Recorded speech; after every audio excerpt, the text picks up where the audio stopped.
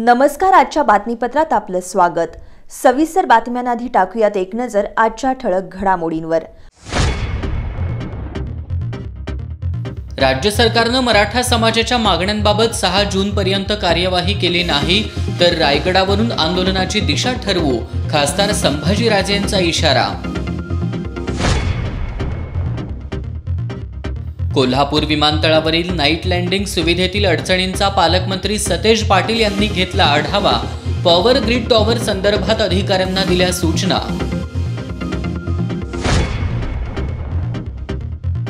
न टिकणारं आरक्षण देऊन मराठा समाजाला चिथावयाचं हे भाजपचं षडयंत्र, नामदार हसन मुश्रीफ यांची टीका.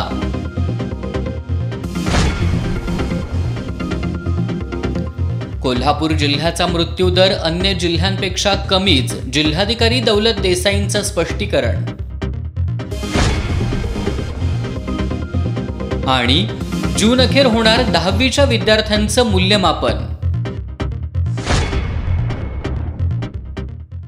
हे आहे GTPL SPN डिजिटल नेटवर्क आणि आपण पाहत आहात चॅनल एस. एस न्यूज मध्ये आपलं पुन्हा एकदा स्वागत.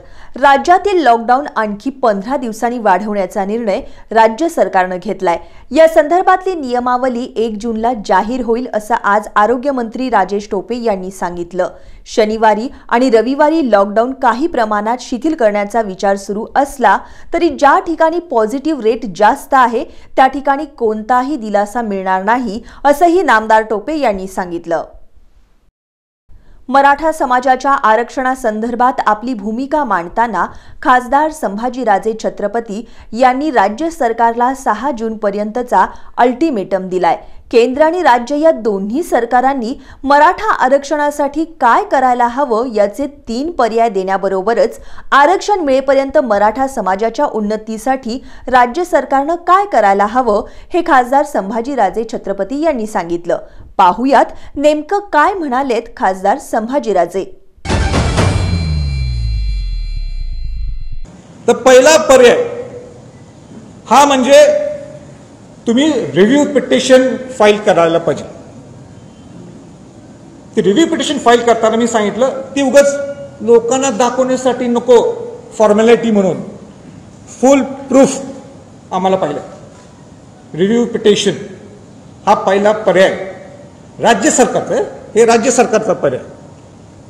दुसरा पर्याय, जर का रिव्ह्यू पिटिशन आपण धरू, जर ते टिकलं नाही तर आपल्याला दुसरा पर्याय आहे हा क्युरेटिव्ह पिटिशन, जो अवघड आहे, अपवादात्मक परिस्थिती ते करावा लागतो. तो लास्ट हे आहे, शेवटचा तो असतो जो राज्य सरकार करू शकते.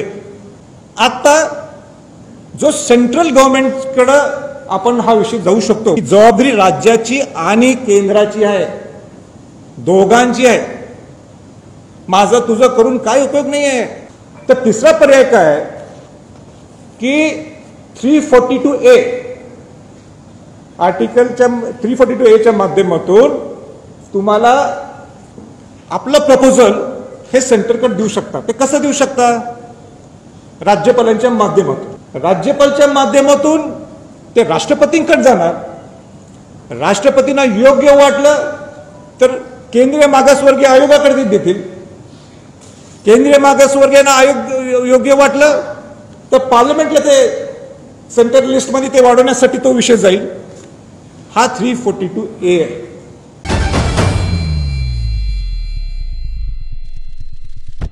पहिलं नंबर 1 की ज्या 2185 आपण म्हणतो किंवा जास्त सुद्धा असतील, पण सर्वोच्च न्यायालय काय म्हणते, 9 सप्टेंबर 2020च्या अगोदर ज्यांच्या ज्यांच्या नियुक्त्या झाल्यात त्यांना रुजू करून घ्या.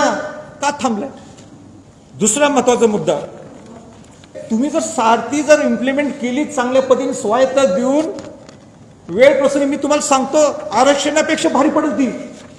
बघा माझं मोठं स्टेटमेंट आहे, आरक्षण आपल्या हक्काचं आहे. आरक्षणापेक्षाही जास्त उपयोगी तुम्हाला सारथी पडेल. तुम्ही ग्रामीण भागातल्या लोकांना घडवणार आहे त्या सारथीच्या माध्यमातून. हा माझा आहे. सारथीसाठी कमीत कमी 1000 कोटी रुपये तुम्ही द्यायला पाहिजे. तिसरा महत्वाचा मुद्दा आहे अण्णासाहेब महामंडळ. अण्णासाहेब महामंडळ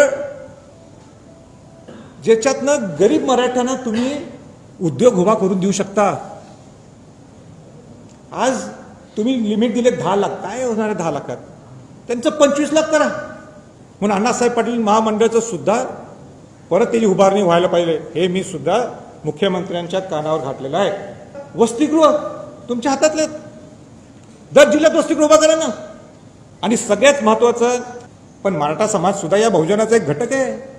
ज्या ओबीसी प्रमाणे ज्या ओबीसीच्या लोकांना सवलती मिळतात, त्या मराठा समाजातल्या लोकांना सुद्धा शिक्षणाच्या सवलती द्या ना तुम्ही।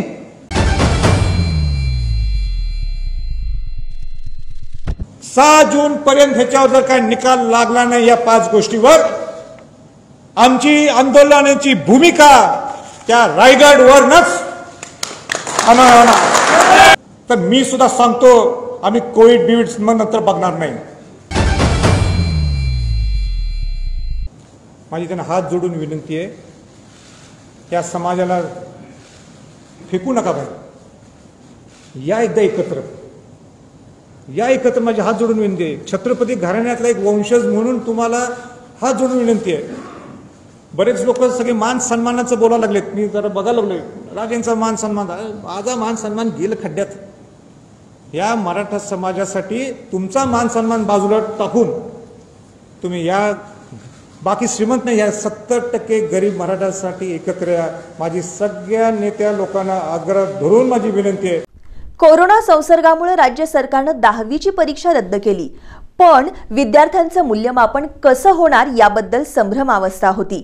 शालेय शिक्षण मंत्री वर्षा गायकवाड यांनी अखेर हा संभ्रम आज दूर केलाय। 10वीच्या विद्यार्थ्यांचं मूल्यमापन आणि 11वी प्रवेशाबाबत त्यांनी नेमकी काय घोषणा केली आहे ते बघूयात। कोरोनाच्या पार्श्वभूमीवर शासनानं 10वीची परीक्षा रद्द केली आहे। मात्र सरसकट विद्यार्थ्यांना उत्तीर्ण करताना त्यांचं मूल्यमापन नेमकं कशा पद्धतीनं केलं जाणार याविषयी प्रश्न उपस्थित केले जात होते। याबाबत आज शालेय शिक्षण मंत्री वर्षा गायकवाड यांनी सविस्तर माहिती दिली। विद्यार्थ्यांच्या आजवरच्या शालेय कामगिरीच्या 100 गुणांचं मूल्यमापन करण्यात येणार आहे। 10वीच्या अभ्यासक्रमानुसार लेखी परीक्षेसाठी 30 गुण, गृहपाठ आणि तोंडी परीक्षेसाठी 20, तर इयत्ता 9वीच्या निकालाला 50 गुण अशा प्रकारे 100 गुणांची विभागणी असणार आहे। 10वीच्या विद्यार्थ्यांना सरसकट उत्तीर्ण करण्यात येणार असलं तरी शाळांद्वारे केल्या जाणाऱ्या मूल्यमापनावर विद्यार्थी समाधानी नसतील तर त्यांना 11वीच्या प्रवेशासाठी पर्याय म्हणून सामायिक परीक्षा देता येणार आहे।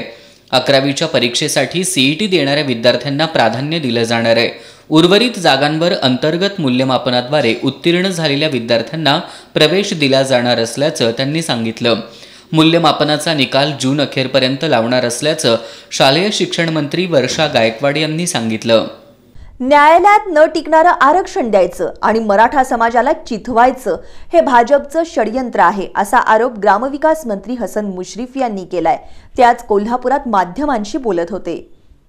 मराठा आरक्षणावरून राज्यातील सत्ताधारी नेते आणि विरोधी पक्षांचे नेते यामध्ये आरोप प्रत्यारोप सुरू आहेत। या संदर्भात बोलताना नामदार हसन मुश्रीफ यांनी मराठा आरक्षणाच्या प्रश्नात राज्य सरकारनंच मार्ग काढण्याची गरज असल्याचं सांगितलं। आणि आज संभाजीराजेंनी जे मुंबईमध्ये विधान केले त्यांचं मी स्वागत करतो। ते आज मुख्यमंत्र्यांना भेटले, देवेंद्र फडणवीसला भेटले आणि त्यांनी सांगितले की तुझं माझं करण्यापेक्षा आपण सर्वांनी एकत्र येऊन, कारण आता संभाजीराजेंनी सुद्धा अनेक विधितज्ञांशी चर्चा केलेली आहे आणि आता ह्यामध्ये काय मार्ग काढायचा की बाबा ह्याला आता केंद्र सरकारकडं जे अधिकार आहेत, सुप्रीम कोर्टाने सांगितलं आता राज्यांना हे देता येणार नाही, आता केंद्राकडे जावं लागेल आणि म्हणून केंद्र सरकारलाच आपल्याला भेटावं लागेल।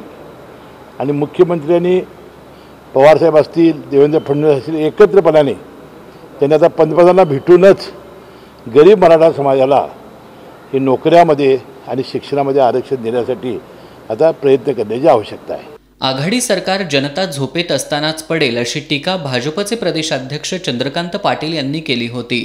या टीकेचा नामदार हसन मुश्रीफ यांनी आपल्या खास शैलीत समाचार घेतला। फक्त आता दादांचं काय झालेलं आहे, दादा हे आता त्यांनी काल विधान केलं की आमचं सरकार म्हणून झोपेत पडेल। आता हे कोमात आहेत का काय? 18 महिने झालं आता सरकार चाललेलं आहे। आता म्हणतात ते बोनस आहे, 5 वर्ष आम्ही सरकार चालणार आहोत आणि 5 वर्षांचा आमचा बोनस येणार आहे। आणि म्हणून चंद्रकांत दादांनी आता काल एक तुम्ही काँग्रेसचे प्रवक्ते सचिन सावंत यांनी आजही आणि कालही की सेव्ह मेरिट सेव्ह नेशन अशी जी संस्था आहे की ज्यांनी आरक्षणाच्या उलटं विरोधी जाऊन हायकोर्टमध्ये अपील केलं, हे लोक RSSचे आणि भारतीय जनता पक्षाशी संबंधित आहेत. ते त्यांचे अनेक संघटनाचे पदाधिकारी आहेत आणि त्यामुळे एका बाजूला मराठा समाजाला आरक्षण मिळू नये असा प्रयत्न करायचा, एका बाजूला टिकणारं नसलेलं आरक्षण द्यायचं आणि दुसऱ्या बाजूला मराठा समाजाला गैरसमज पसरून आंदोलनासाठी उचकवायचं, असा तिहेरी डाव यांचा आहे. कोल्हापूर जिल्ह्यातील कोरोना बाधितांचा मृत्यूदर हा सर्वाधिक आहे अशी चर्चा सध्या सुरू आहे. परंतु प्रत्यक्षात अन्य जिल्ह्यांच्या तुलनेत कोल्हापूर जिल्ह्याचा मृत्यूदर कमी असल्याचं जिल्हाधिकारी दौलत देसाई यांनी स्पष्ट केलंय. आतापर्यंतच्या मृतांमध्ये 450 जण अन्य जिल्ह्यातील असल्याचं त्यांनी सांगितलं. जिल्ह्यातील बाधितांच्या मृत्यूचं प्रमाण कमी ठेवण्यासाठी जिल्हा प्रशासन विविध उपाययोजना राबवत असल्याचं जिल्हाधिकारी देसाई यांनी सांगितलं. सोशल मीडियासह काही माध्यमांमधून कोल्हापूरचा मृत्यूदर सर्वाधिक असल्याच्या बातम्यांमुळे कोल्हापूरबद्दल नकारात्मक चित्र तयार होऊ लागलं असून जिल्ह्यातील लोकांमध्येही भीती निर्माण होऊ लागली आहे. मृत्यूदर निश्चित करण्याच्या पद्धतीमुळे हा गोंधळ उडाल्याचं दिसून येतंय. या पार्श्वभूमीवर जिल्हाधिकारी दौलत देसाई यांनी जिल्ह्यातील कोरोनाबाधित मृतांच्या प्रमाणाबाबत वास्तव माहिती दिली. कोल्हापूर जिल्ह्याचा मृत्यूदर 2.90% इतका असून अन्य जिल्ह्यांच्या तुलनेत हा दर कमी असल्याचं त्यांनी सांगितलं. कोल्हापुरातील कोरोनाबाधित मृतांमध्ये अन्य जिल्ह्यांमधील 450 जणांचा समावेश असल्याचंही त्यांनी सांगितलं. इथं आजूबाजूचे जिल्हे, मग सिंधुदुर्ग असेल, रत्नागिरी असेल, सांगली असेल, सातारा असेल किंवा कर्नाटकाचा काही भाग असेल, इथूनही बरेच नागरिक हे ट्रीटमेंटसाठी इथं येत असतात आणि या नागरिकांना इथं ट्रीटमेंटला येताना काही प्रमाणात उशीर होत असतो. असे जवळपास 450 डेथ कोल्हापूरमध्ये आहेत आणि ते डेथ्स आपण जर सोडले, ते डेथ्स आपण विचारात नाही घेतले तर कोल्हापूरला आज अखेर 3000च्या दरम्यान डेथ्स आहेत. त्या 3000 डेथचा आपण विचार केला तर आजचा कोल्हापूरचा डेथ रेट हा 2.90 आहे. तो राज्यातील कित्येक जिल्ह्यांपेक्षा कमी आहे, त्याचप्रमाणे देशातील सुद्धा कित्येक जिल्ह्यांपेक्षा कमी आहे. डेथ रेट हा बाधितांच्या संख्येवर ठरवला जातो, पण कोल्हापूर जिल्ह्याचं पॉप्युलेशन लोकसंख्या विचारात घेता दर 10 लाख लोकसंख्येमध्ये साधारण 400 डेथ आहे. दर 10 लाख लोकसंख्येमागे साधारण 700 डेथ आहे. पण राज्यातील इतर जिल्हे किंवा देशातील इतर जिल्हे बघितले तर हेच प्रमाण दर 10 लाखाला 1200, 1000, 800, 900 या प्रमाण आहे. त्यामुळे कोल्हापूर जिल्ह्यातली जी मृत्यूची संख्या आहे ती राज्यातील नाही तर इतर देशातील अनेक जिल्ह्यांपेक्षा दर 10 लाखामागे निश्चित कमी आहे. कोरोनाच्या तिसऱ्या लाटेची शक्यता गृहीत धरून लहान मुलांसाठी जिल्ह्यात विशेष तयारी करण्यात आल्याचं जिल्हाधिकाऱ्यांनी सांगितलं.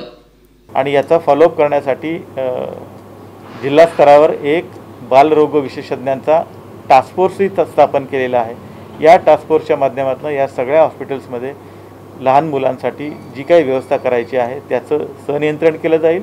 प्रशासनास त्यांच्या बाबतीत मार्गदर्शनच केलं जाईल आणि त्याप्रमाणे फॅसिलिटी किंवा सुविधा वाढवण्याची आम्ही तयारी ठेवलेली आहे. याचाच परिणाम म्हणून 50 ICU बेड आपण CPRमध्ये तयार करतो आहे. 10 ते 15 IGM इचलकरंजीला आणि तेवढेच आपण SDH गडिंग्लजला सुद्धा तयार करतो आहे. आणि या ठिकाणी प्रत्येक ठिकाणी पेडियाट्रिक व्हेंटिलेटर्स पुरेशा प्रमाणात, त्याचप्रमाणे त्यांना लागणारी सगळी औषधं आणि साहित्यही उपलब्ध करून ठेवण्यात येणार आहे, जेणेकरून ऑगस्ट-सप्टेंबरमध्ये जर तिसरी लाट आली. कोल्हापूर जिल्ह्यात आतापर्यंत 156 मुलांचे एक पालक कोरोनामुळे मयत झाल्याची नोंद आहे. त्याचा अहवाल शासनाकडे पाठवण्यात आल्याचं जिल्हाधिकारी दौलत देसाई यांनी सांगितलं. 15व्या वित्त आयोगातून ग्रामपंचायतींना निधी खर्च करण्यास परवानगी दिली असून 150 गावांमध्ये संस्थात्मक अलगीकरणाची सोय करण्यात आली असल्याचंही जिल्हाधिकाऱ्यांनी सांगितलं. यावेळी निवासी उपजिल्हाधिकारी भाऊसाहेब गलांडे, जिल्हा आरोग्य अधिकारी डॉक्टर योगेश साळे, जिल्हा शल्यचिकित्सक डॉक्टर अनिल माळी आदी उपस्थित होते. राज्य सरकारनं रिक्षा व्यावसायिकांसाठी 1500 रुपये सानुगृह अनुदान जाहीर केलंय. हे अनुदान मिळवण्यासाठी रिक्षा चालकांना ऑनलाईन नोंदणी करावी लागतीये. यासाठी नामदार सतेज पाटील यांच्या पुढाकारातून 3 दिवसीय ऑनलाईन नोंदणी अभियान सुरू करण्यात आलंय. रिक्षा व्यावसायिकांचं हे अनुदान त्यांच्या बँक खात्यावर जमा करण्यात येणार आहे. हे अनुदान कोल्हापुरातील सर्व पात्र रिक्षा चालकांना मिळावं यासाठी नामदार सतेज पाटील, आमदार ऋतुराज पाटील यांनी पुढाकार घेतलाय. नामदार सतेज पाटील, आमदार ऋतुराज पाटील यांच्या प्रमुख उपस्थितीत इंदिरा सागर हॉल इथं नावनोंदणी अभियानाचा शुभारंभ करण्यात आला.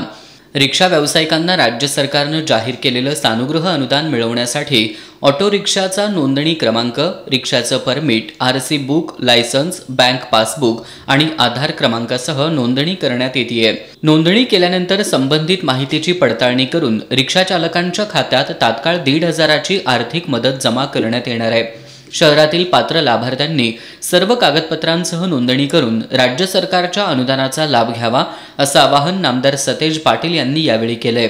यावेळी माजी नगरसेविका जयश्री चव्हाण, माजी नगरसेवक सचिन चव्हाण, दुर्वास कदम, मधुकर रामाणे, दिग्विजय मगदूम, दीपक थोरात, अभिजित देठे, पार्थ मुंडे, देवेंद्र सरनाईक, रोहित गाडीवडर, उदय पोवार, कुणाल पत्की, अक्षय शेळके, तानाजी लांडगे, पूजा आरडे यांच्यासह कार्यकर्ते उपस्थित होते.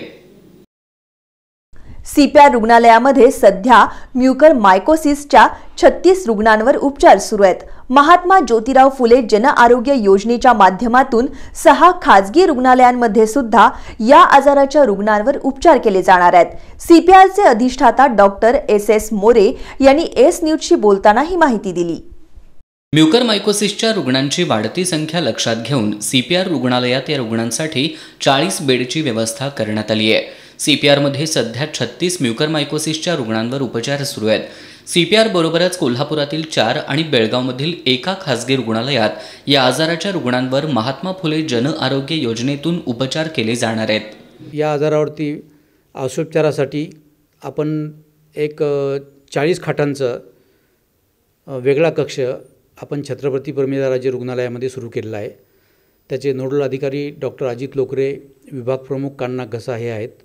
सद्यस्थितीमध्ये आपल्या CPRमध्ये म्युकरमायकोसिसचे 36 रुग्ण भरती आहेत.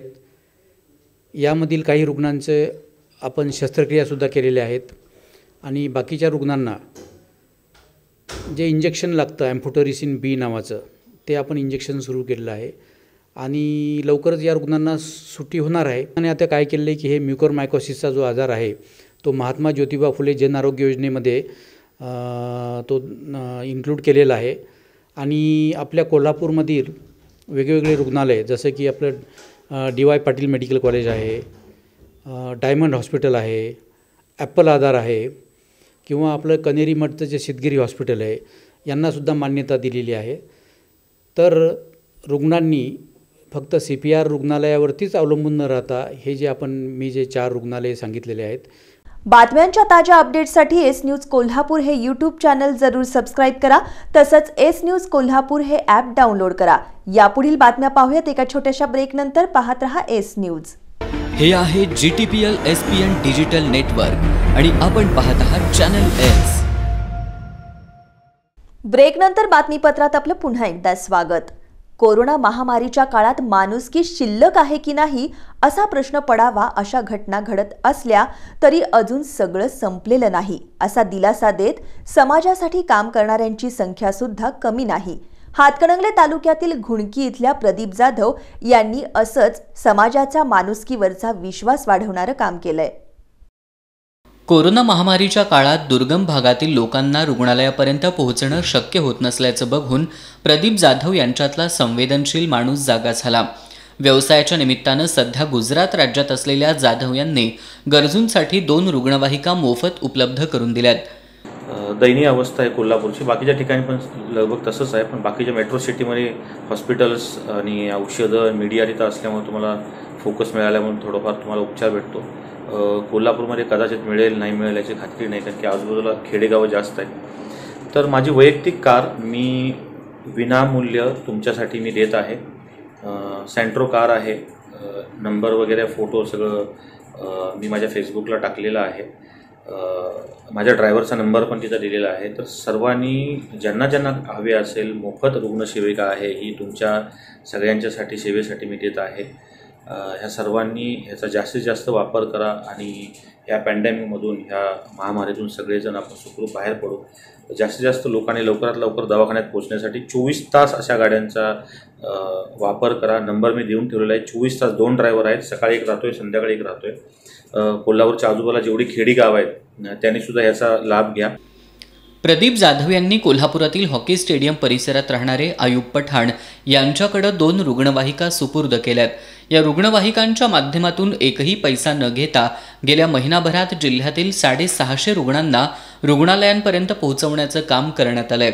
जिल्ह्याच्या कुठल्याही भागातून फोन आला तरी त्यांच्यासाठी प्रदीप जाधव यांच्या दातृत्वातून सुरू झालेली ही निःशुल्क रुग्णवाहिका सेवा सज्ज असते.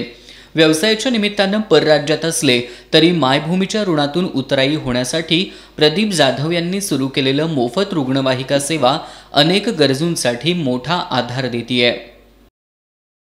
गोकुळचा कारभार राजकारण विरहित असेल असं प्रतिपादन अध्यक्ष विश्वास नारायण पाटील यांनी केलं. वीरशैव बँकेच्या वतीनं आयोजित केलेल्या सत्कार समारंभात ते बोलत होते. गोकुळ दूध संघाच्या अध्यक्षपदी विश्वास नारायण पाटील यांची निवड करण्यात आली आहे.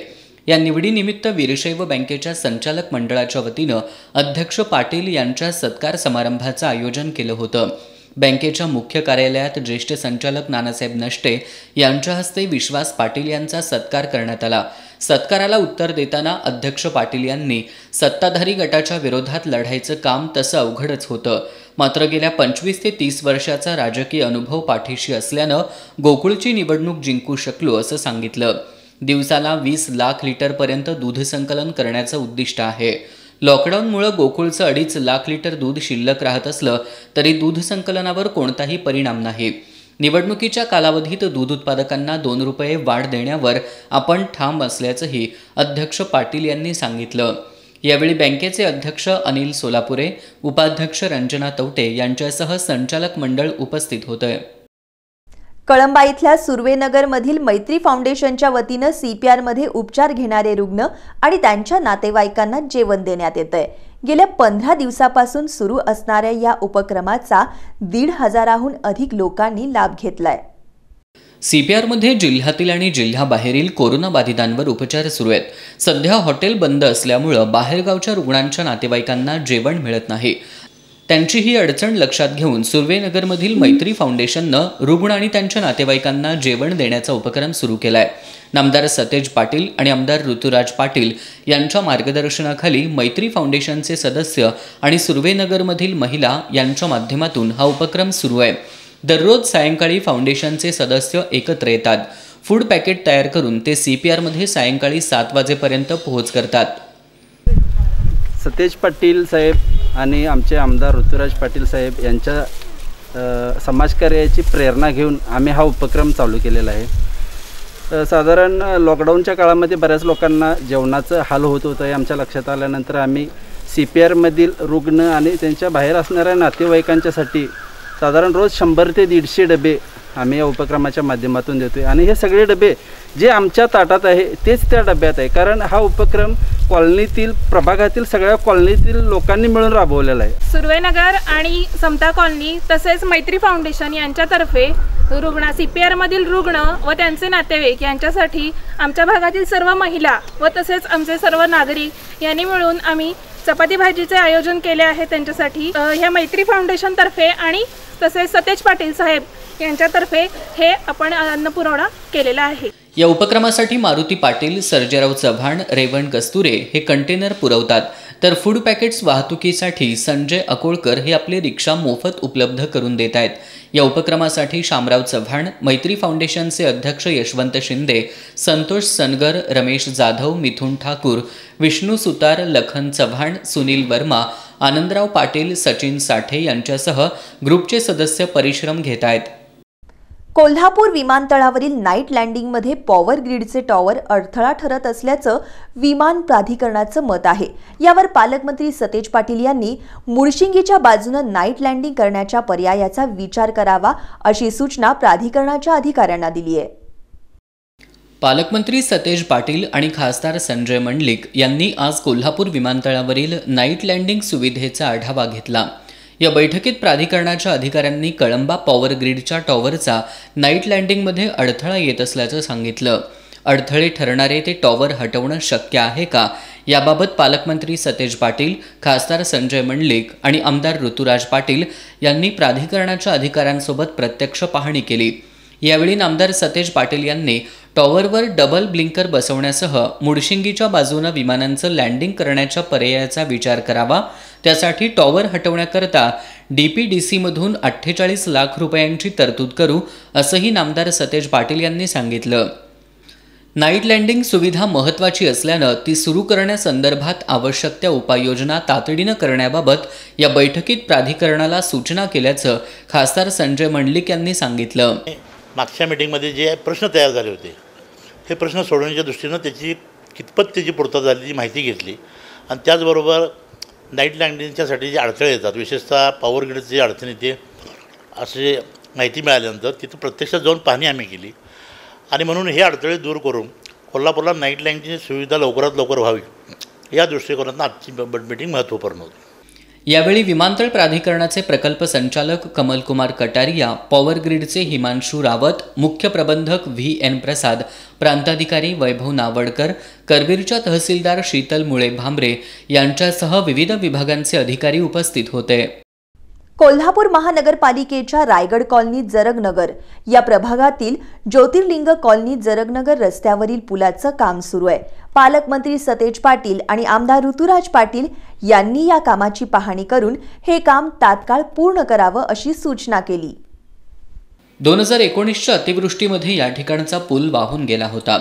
माजी महापौर अश्विनी रामाणे आणि माजी नगरसेवक मधुकर रामाणे यांनी या ठिकाणी नव्यानं पूल व्हावा यासाठी पालकमंत्री सतेज पाटील यांच्याकडे पाठपुरावा केला होता. त्यानुसार या पुलाच्या कामासाठी नामदार सतेज पाटील आणि आमदार ऋतुराज पाटील यांच्या प्रयत्नातून नगरोत्थान योजनेतून 1,20 लाख रुपयांचा निधी मंजूर झाला. या पुलाच्या कामाची आज नामदार सतेज पाटील आणि आमदार ऋतुराज पाटील यांनी पाहणी केली. यावेळी अतिरिक्त आयुक्त नितीन देसाई, प्रभारी शहर अभियंता नारायण भोसले, उपशहर अभियंता NS पाटील यांना पुलाचं काम तात्काळ पूर्ण करण्याच्या सूचना देण्यात आल्या. यावेळी माजी नगरसेवक मधुकर रामाणे, रामकृष्ण ठाकूर, अशोक कुलकर्णी, सुधीर चरणकर, युवराज गुरव यांच्यासह ज्योतिर्लिंग कॉलनीतील नागरिक उपस्थित होते. कुरुंदवाड नगर परिषदेच्या उपनगराध्यक्षपदी काँग्रेसचे डॉक्टर सुनील चव्हाण यांची निवड करण्यात आली आहे. नगराध्यक्ष जयराम पाटील यांच्या अध्यक्षतेखाली ऑनलाईन पद्धतीनं पार पडलेल्या सभेत ही निवड करण्यात आली. कुरुंदवाड नगरपालिकेत काँग्रेस राष्ट्रवादी युतीची सत्ता आहे. उपनगराध्यक्ष गीता बागलकोटे यांनी आपल्या पदाचा राजीनामा दिल्यानं हे पद रिक्त होतं. या रिक्त जागेसाठी काँग्रेसचे ज्येष्ठ नेते नगरसेवक डॉक्टर सुनील चव्हाण यांना संधी देण्याचा एकमतानं निर्णय घेतला होता. त्यानुसार आज उपनगराध्यक्ष पदाच्या निवडीसाठी ऑनलाईन सभा घेण्यात आली. डॉक्टर चव्हाण यांचा या पदासाठी एकमेव अर्ज दाखल झाल्यानं त्यांची बिनविरोध निवड करण्यात आली. निवडीनंतर रामचंद्र मोहिते, दयानंद मालवेकर, रमेश भुजुगडे, बाळासाहेब गायकवाड, अजित देसाई, विजय पाटील, अप्पा बंडगर आदींनी मनोगत व्यक्त केलं. यावेळी नूतन उपनगराध्यक्ष डॉक्टर चव्हाण यांचा सत्कार करण्यात आला. शहराच्या विकासासाठी सर्वांना सोबत घेऊन काम करू अशी ग्वाही नूतन उपनगराध्यक्ष सुनील चव्हाण यांनी दिली. यावेळी नगरसेवक आणि काँग्रेस राष्ट्रवादीचे कार्यकर्ते उपस्थित होते. गांधीनगर इथं लवकरात लवकर कोविड सेंटर सुरू करा अशी सूचना आमदार ऋतुराज पाटील यांनी केली आहे. या सेंटरसाठी आवश्यक ती मदत करू अशी ग्वाही त्यांनी दिली आहे. गांधीनगरमध्ये आयोजित बैठकीमध्ये ते बोलत होते. गांधीनगर परिसरामध्ये कोरोना रुग्णांची संख्या वाढतीये. त्या पार्श्वभूमीवर आमदार ऋतुराज पाटील यांनी बैठकीचं आयोजन केलं होतं. निरंकारी भवन इथं झालेल्या बैठकीत लोकसहभागातून कोविड सेंटर सुरू करण्याबाबत चर्चा झाली. सेंटरसाठी वैद्यकीय अधिकारी, साहित्य, त्याचं योग्य नियोजन, स्थानिक डॉक्टरांचा सहभाग याबाबत सकारात्मक चर्चा करण्यात आली. या सेंटरसाठी आवश्यक असणारी मदत देण्याची ग्वाही आमदार ऋतुराज पाटील यांनी यावेळी दिली. स्थानिक डॉक्टरांनीही यासाठी योगदान देण्याचं आवाहन करण्यात आलं. निरंकारी भवनच्या सेवा दलानंही मदतीचा हात पुढे केलाय. 1 जूनपासून हे कोविड सेंटर सुरू करण्याचा निर्णय या बैठकीत घेण्यात आला. वसाहत रुग्णालयात लवकरच ऑक्सिजन प्लांट उभा करण्याबाबतही चर्चा झाली. बैठकीला करवीर पंचायत समितीच्या सभापती मीनाक्षी पाटील, गटविकास अधिकारी जयवंत उगले, सरपंच रितू लालवाणी, निरंकारी सेवा संस्थेचे अमरलाल निरंकारी, धीरज टेहल्यानी, बजरंग रणदिवे, ग्रामविकास अधिकारी चंदन चव्हाण, वसाहत रुग्णालयाच्या वैद्यकीय अधीक्षिका doctor Vidya Paul, doctor Chetan Jumrani, doctor Viren Bhoje, doctor Sameer Shah, doctor Atish Patil, doctor Megha Patil, doctor BS Patil, Hemlata Mane, Mahesh Chhabria, Guddu Sachdev, Pappu Patil, Ramchandra Nirankari, Shyamlal Lalwani, Rohan Buchade आदी उपस्थित होते. विद्यार्थी, प्राध्यापक, कर्तबगार प्राचार्य आणि उत्तम प्रशासक अशी ओळख असलेले विवेकानंद कॉलेजचे माजी प्राचार्य डॉक्टर दादासाहेब उर्फ DA पाटील यांनी गुरुवारी सायंकाळी मानगाव इथं अखेरचा श्वास घेतला. विवेकानंद कॉलेजमध्ये प्राचार्यपदी काम करताना त्यांनी घालून दिलेला गुणवत्तेचा विवेकानंद पॅटर्न राज्यभर पोहोचला. विवेकानंद कॉलेजमधून निवृत्त झाल्यानंतर त्यांनी डॉक्टर DY पाटील ज्युनियर कॉलेजचे प्राचार्य म्हणूनही काही वर्ष काम केलं होतं. CPR मध्ये कनिष्ठ लिपिक म्हणून काम करणारे संजय पाटील यांचा कोरोनावरील उपचारादरम्यान मृत्यू झालाय. गेल्या 15 दिवसांपासून CPR मध्येच त्यांच्यावर उपचार सुरू होते. बातम्यांच्या ताज्या अपडेट्ससाठी एस न्यूज कोल्हापूर हे YouTube चॅनल जरूर सबस्क्राइब करा. तसंच एस न्यूज कोल्हापूर हे ॲप डाउनलोड करा. यापुढील बातम्या पाहूयात एका छोट्याशा ब्रेक नंतर. पाहत रहा एस न्यूज.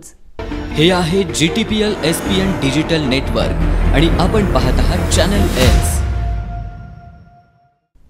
ब्रेक नंतर एस न्यूजच्या सविस्तर बातमीपत्रामध्ये आपलं पुन्हा एकदा स्वागत. गेल्या 15 दिवसांपासून बेपत्ता असलेले पन्हाळा तालुक्यातील कोडोलीतील चंद्रकांत चौगले हे आज कोडोली पोलिसांना सापडलेत.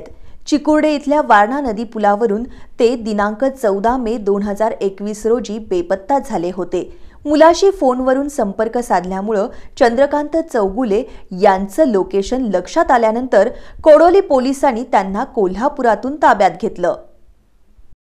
कोडोलीतील चंद्रकांत बापूसो चौगले हे दिनांक 14 मे रोजीपासून बेपत्ता होते. कोडोलीतील वारणा नदी पुलाजवळ दुचाकी लावून ते बेपत्ता झाले होते. अनेकांना त्यांनी वारणा नदीमध्ये उडी घेऊन आत्महत्या केली असावी असा संशय व्यक्त केला होता. मात्र पोलिसांनी ही शक्यता फेटाळली होती. कोडोली पोलीस चौगले यांचा शोध घेत होते. अखेरीस आज सकाळी चंद्रकांत चौगले यांनी त्यांच्या मुलाला फोन केला. या फोनमुळे बेपत्ता असलेले चंद्रकांत चौगले यांचं लोकेशन पोलिसांना समजलं. या लोकेशनच्या आधारावर पोलिसांनी त्यांना कोल्हापुरातून ताब्यात घेतलं. आर्थिक विवंचना आणि कौटुंबिक वाद याच्यातून त्यांनी हे कृत्य केलं असावं असा पोलिसांचा अंदाज आहे. अधिक तपास कोडोली पोलीस करतायत. गांधीनगर वसाहत रुग्णालयाला अखेर रुग्णवाहिका मिळाली आहे. रुग्णवाहिकेमुळे रुग्णांची गैरसोय दूर होणार आहे. रुग्णवाहिकेसाठी पाठपुरावा केल्याबद्दल अमोल एकल फाउंडेशननं पालकमंत्री सतेज पाटील यांचे आभार मानले आहेत. करवीर तालुक्यातील गांधीनगर इथलं वसाहत रुग्णालय हे परिसरातील रुग्णांसाठी वरदान आहे. या ठिकाणी गडमुडशिंगी, चिंचवाड, वळिवडे, वसगडेसह अनेक भागातून रुग्ण उपचारासाठी येत असतात. मात्र या सुसज्ज रुग्णालयाला रुग्णवाहिकेची गरज होती. बाहेरून येणाऱ्या रुग्णवाहिकेला बाजारपेठेतील गर्दीमुळे रुग्णालयापर्यंत पोहोचण्यासाठी वेळ लागत होता. त्यामुळे रुग्ण दगावण्याची भीती होती. या रुग्णालयाला रुग्णवाहिका मिळावी यासाठी अमोल एकल फाउंडेशनच्या वतीनं पालकमंत्री सतेज पाटील यांच्याकडे पाठपुरावा केला होता. नामदार सतेज पाटील यांनी या मागणीची दखल घेऊन आज वसाहत रुग्णालयाला रुग्णवाहिका प्रदान केली. नामदार सतेज पाटील यांच्या प्रयत्नामुळे रुग्णवाहिका मिळाल्यानं त्यांचे आभार मानले जात आहेत.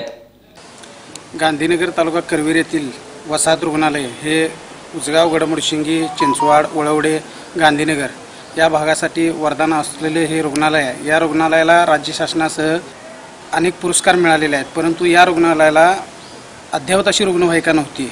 ती मिळावी म्हणून कोल्हापूर जिल्ह्याचे पालकमंत्री सतेज पाटील साहेब यांच्या माध्यमातून अमोल एकल फाउंडेशनच्या वतीनं त्यांच्याकडे वारंवार मागणी केली होती आणि त्या मागणीची दखल घेऊन आज गांधीनगर वसाहत रुग्णालयास शासनाच्या वतीनं आज रुग्णवाहिका प्रदान करण्यात आलेल्या आहेत. शिंगणापूर कोविड सेंटरला करवीर तालुक्यातील पाडळी खुर्द इथल्या स्वर्गवासी भगवानराव पाटील ट्रस्टच्या वतीनं औषधं देण्यात आली.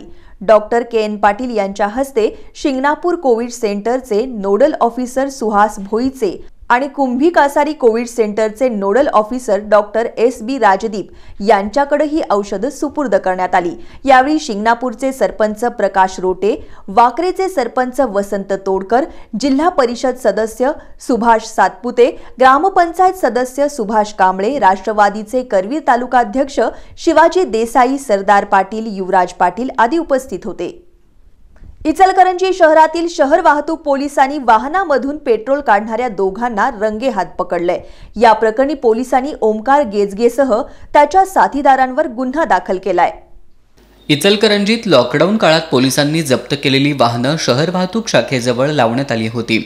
या ठिकाणी रात्रदिवस पोलीस बंदोबस्त तैनात आहे। लॉकडाऊन शिथिल झाल्यानंतर ही वाहनं आता वाहनधारकांना दंड भरून परत दिली जात आहेत। मात्र या वाहनांमधील पेट्रोल चोरताना दोघा जणांना ड्युटीवर असलेल्या होमगार्डनी रंगेहात पकडलं। या प्रकरणी शिवाजीनगर पोलिसांनी ओमकार गेजगे याच्यासह अन्य साथीदारावर गुन्हा दाखल केलाय। आता जाणून घेऊयात कोल्हापूर जिल्ह्यातील कोरोना संसर्गाच्या स्थितीबद्दल। आज सुद्धा जिल्ह्यातील नव्या कोरोना बाधितांची संख्या 2000हून अधिक आहे। आज सायंकाळी 5 वाजेपर्यंतच्या 24 तासामध्ये जिल्ह्यात 2131 बाधितांना डिस्चार्ज देण्यात आला असून 56 कोरोना बाधितांचा मृत्यू झालाय। सध्या जिल्ह्यात 14750 कोरोना बाधितांवर उपचार सुरू आहेत।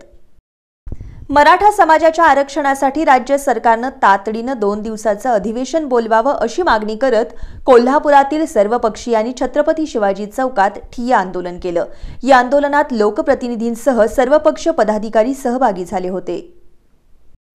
मराठा समाजाच्या आरक्षणासाठी आज कोल्हापुरात छत्रपती शिवाजी चौकात सर्वपक्षीय पदाधिकारी आणि मराठा समाजाच्या नागरिकांनी आंदोलन करत सरकारचं लक्ष वेधलं। यावेळी मराठा समाजाच्या आरक्षणासाठी राज्य सरकारने तातडीनं 2 दिवसाचं अधिवेशन बोलवावं अशी मागणी सर्वपक्षीयांनी केली। मराठा समाजाला आरक्षण मिळालंच पाहिजे अशा घोषणा देत छत्रपती शिवाजी चौकात ठिय्या आंदोलन करण्यात आलं। खासदार संजय मंडलिक, आमदार चंद्रकांत जाधव, आमदार ऋतुराज पाटील, भाजपचे जिल्हाध्यक्ष समरजितसिंह घाटगे यांनीही या आंदोलनात सहभाग घेतला। मराठा आरक्षण मिळावं हे प्रामाणिक प्रयत्न सर्व लोकप्रतिनिधी असतील किंवा सर्व सहकारी असतील हे करायला लागले। खरं म्हणजे दुर्दैवानं सुप्रीम कोर्टनं आज त्या ठिकाणी ते नाकारलं।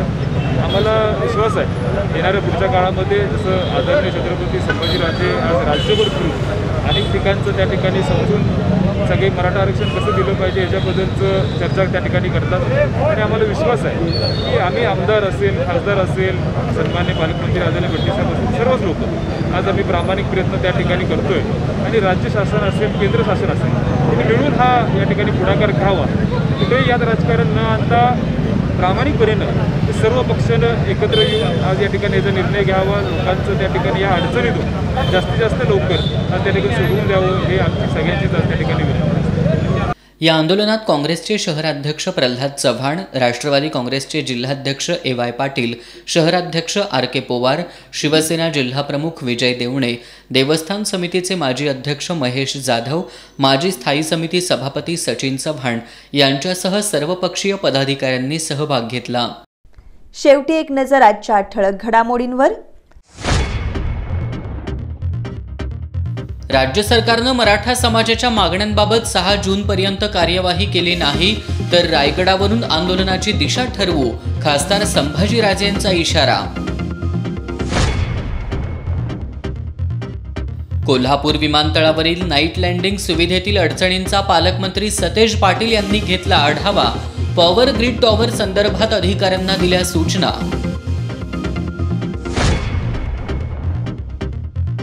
न टिकणारं आरक्षण देऊन मराठा समाजाला चिथावयाचं हे भाजपचं षडयंत्र, नामदार हसन मुश्रीफ यांची टीका।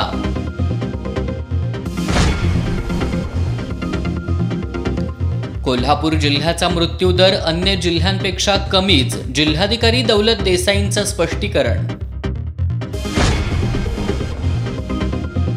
आणि जून अखेर होणार 10वीच्या विद्यार्थ्यांचं मूल्यमापन। बातम्यांच्या ताज्या अपडेट्ससाठी एस न्यूज कोल्हापूर हे यूट्यूब चॅनल जरूर सबस्क्राइब करा। तसंच एस न्यूज कोल्हापूर हे ॲप डाउनलोड करा। आणि याबरोबरच आजचं बातमीपत्र संपलं। नमस्कार।